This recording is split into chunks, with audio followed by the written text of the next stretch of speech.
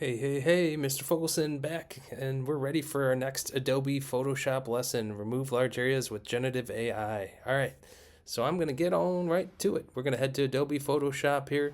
Make sure you are signed into your Google account. Always a good idea to make sure you're checked in with that. Remember, you can access the website Photoshop through the Google Classroom assignment, Adobe Photoshop, or the doc below. I'm going to go ahead and head back to Adobe Photoshop here. We're going to go into the light bulb learn option. Okay, and I'm going to go ahead and go to the lesson. We're going to scroll to, we got to go to view all tutorials. Always a friendly reminder on that. And then go to the lesson that we're going need to get to, which is remove large areas with generative AI.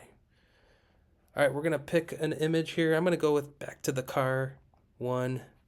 And we're going to watch this video here, full screen mode. Let's talk about the elephant in the room. Actually, let's remove the elephant using Generative Fill. With one of your selection tools, like the lasso, draw around the object you wish to remove, making sure to leave a bit of room around the edges.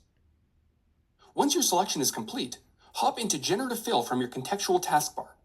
If you want to replace the object with something else, you can enter it here.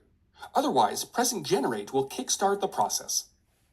And after a few moments, your object will be seamlessly removed, and you'll be given 3 options to cycle between. For smaller and less complex areas, one of the other retouching methods, like the Remove tool, can be used for quicker healing.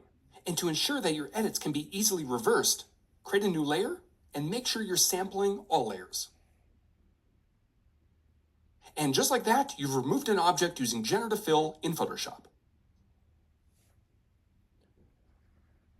Okay, I'm going to go ahead and exit out of that video, and we have our document here. And we've got this car, and I'm going to see if I can remove the car. That's going to be the first thing I'm going to do. So I'm going to go ahead and go into the lasso tool. The shortcut for lasso tool is L. You can see if I hover over the and leave my mouse at the tool, it shows me what the tool does, and also shows me that keyboard shortcut L.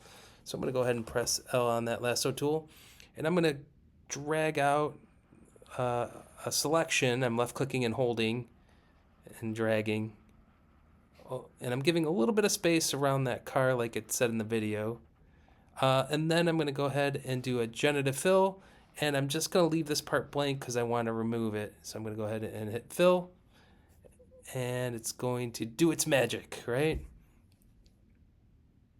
And it'll give me some options as well, so I can select a variety of choices once it loads up. And okay, so it kind of gave me part of the curve there. I don't know if I like that. Whoa, there's a lot more of the curve there. I actually like this one the best.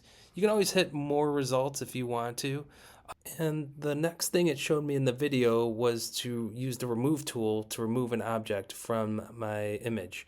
So I'm going to go ahead and do that. Go to the remove tool. So we're going to go to the retouch option and remove. And here's the remove tool. The shortcut for the remove tool is J, by the way, to quickly get there. And then I'm going to add a layer. So I'm going to add a layer, and I'm like, wait, I can't see my layers here. So I'm just going to go to this. You see where I bring it down to the window here, and I'm going to make my window larger so I can see my layers. That's important. All right. And we've got added that new layer, and we just got to make sure that it's sample all layers is checked, and it is. So it's so far so good. And I'm just going to go ahead and remove this window here and see what happens. All right, we're going to try touching up a little bit more on that. And it looks like it removed it completely. So that looks good. So I have my image all set up. It looks pretty awesome with the removed car, and I removed a window there. So we're ready to save it. So I'm going to go ahead and hit the download option. Download on the computer. And I'm using the car photo. Feel free to use the other 2 photos that give you as an option,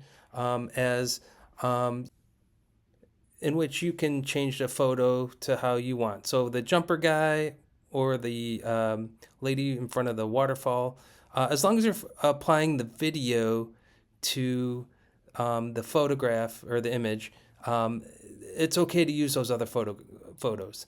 So for this one, I'm saving it right now And I'm going to go ahead and call it remove large area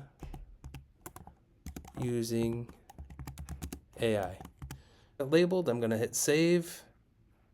And then I'm going to exit out full screen by pressing the green button in the upper left corner of my window. And then I'm going to customize it a little bit by my window by dragging the corner. And then I'm going to go to the Google Classroom. I'm going to go to the assignment, hit the plus add or create, press file attachment. I'm going to drag and drop my file that I saved to my desktop just now into Google Classroom. I'm going to let it load up. And then I'm going to hit turn in and turn in again. All right, you can always unsubmit and resubmit. Just make sure it is your final work that you are submitting in there. Again, keep applying your skills from the videos that I'm showing you and do your best. If you have any questions, feel free to raise your hand. I'll come around to help one-on-one. But again, do what you can and rock it out.